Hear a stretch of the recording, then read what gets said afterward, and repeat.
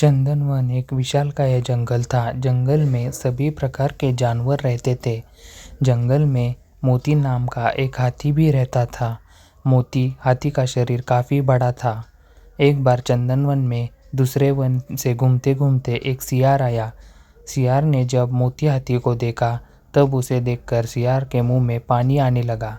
सियार हाथी को खाने के बारे में सोचने लगा और मन ही मन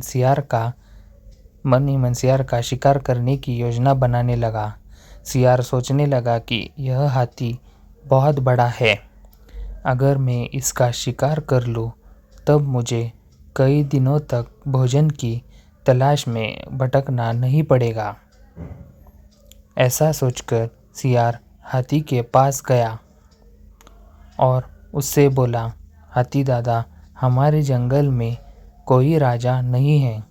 हमारे जंगल के सभी जानवर चाहते हैं कि कोई बड़ा और समझदार जानवर हमारे जंगल का राजा बने।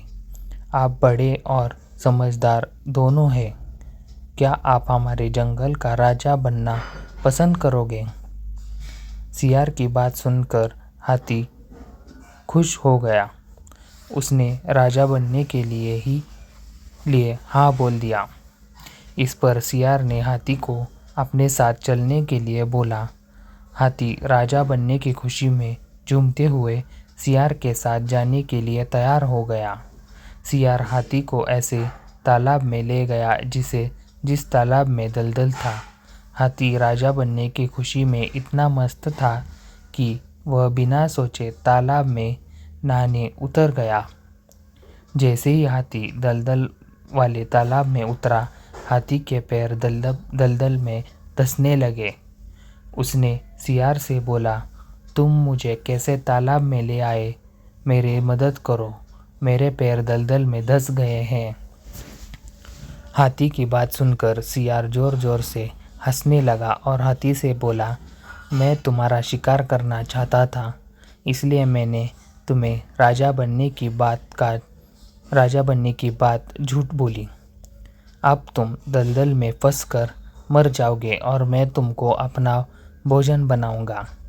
सियार की बात सुनकर हाथी की आंखों में आंसू आने लगे। उसने बाहर निकलने की बहुत कोशिश की।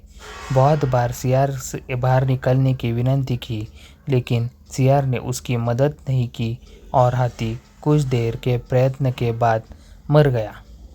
हाथी के मरने के बाद सियार हाथी को खाने की लालच में उसकी पीठ पर चढ़ गया।